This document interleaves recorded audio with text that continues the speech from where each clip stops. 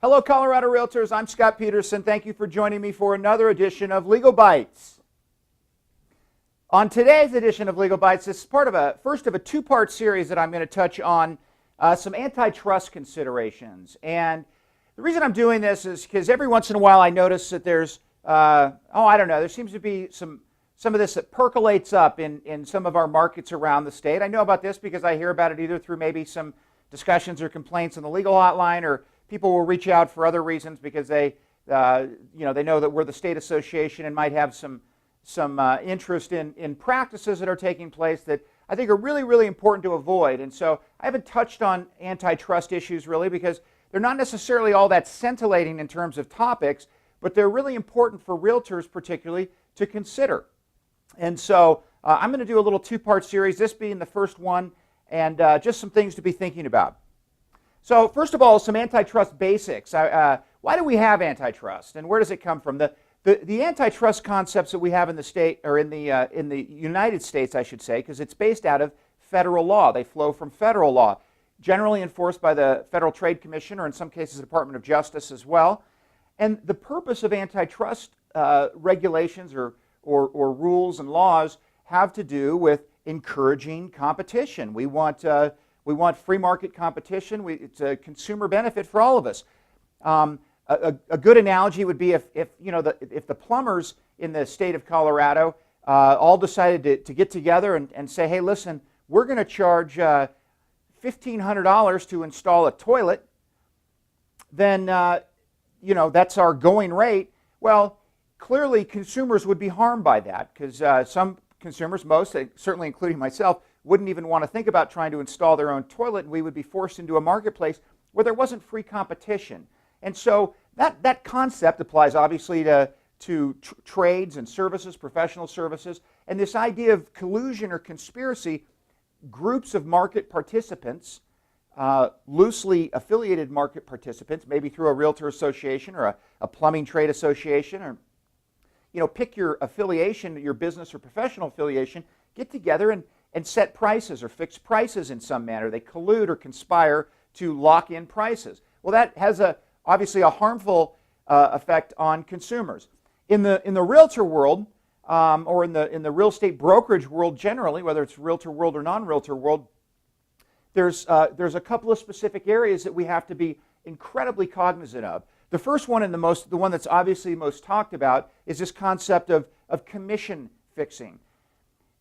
You guys all know this, but I'll say it very clearly. There is no set commission for performing a real estate transaction on behalf of a customer, third party. There's no set commission. So people like to talk in what market norms are, or what's the cost to sell a home? What are normal brokerage fees? There's no such thing as normal. There really is no such thing as normal. The spectrum can be anywhere from an incredibly low percentage rate or flat rate or whatever it may be, all the way up to, you name it. That is something that is negotiated specifically between a listing brokerage firm and their client or customer as they contemplate the contractual relationship that goes into setting up a listing with somebody. So there are no set brokerage fees. I think you guys all know that, but when I start hearing about market norms or what normal fees ought to be, or even ranges, that doesn't work from an antitrust perspective. So I really encourage you guys to be thinking about that. Let me delineate as well between an office policy. Within an office of a brokerage firm office, they can certainly set their own commissions. That's the brokerage firm as a whole could say, our listings we charge X% for. The problem, so that's not a problem. The problem occurs when multiple brokerage firms or multiple individual brokers get together and start trying to set brokerage commissions. Very, very different. Your plumbing shop may say, hey, we charge $1,500 to install a toilet, and that's our going rate. And every one of the plumbers within our plumbing firm, I'm sure that's a thing, but all of our plumbers charge $1,500. That's not a problem. It's when multiple plumbing firms or multiple plumbers get together and collude or conspire to say, hey, we're all going to charge $1,500. Same thing would be for a brokerage practice. So keep that in mind, be very, very cautious. The other thing I want to mention that people don't necessarily think about is that this applies to other terms as well. So the concept of, we all do 6-month listing periods, or we all, any economic terms with regard to an agreement with a consumer. When you're setting those terms as multiple market participants, you run the risk of violating antitrust laws. So it's not just related to the commission, it could be in relation to any of the other economic terms of an agreement that you might enter into with a consumer. And then the last kind of tangent that applies here, and that I'm hearing more and more about, is this concept of targeting or boycotting. Well, we don't pay, as a marketplace, we don't pay a full commission, whatever that perspective might be, to members of certain brokerage firms or certain individuals that aren't willing to pay us a full commission. That kind of targeting or boycotting, when it's taking place among multiple market participants and focused on another market participant, it all falls under those concerns of antitrust. And so you've got to be very, very cautious, very, very careful as you're having these conversations, particularly in the context of a realtor association, but even out having a networking event or chit-chatting with other broker friends, in an informal environment. It all could lead to allegations of antitrust, and you want to avoid that. So a couple best practices, of course, don't do it.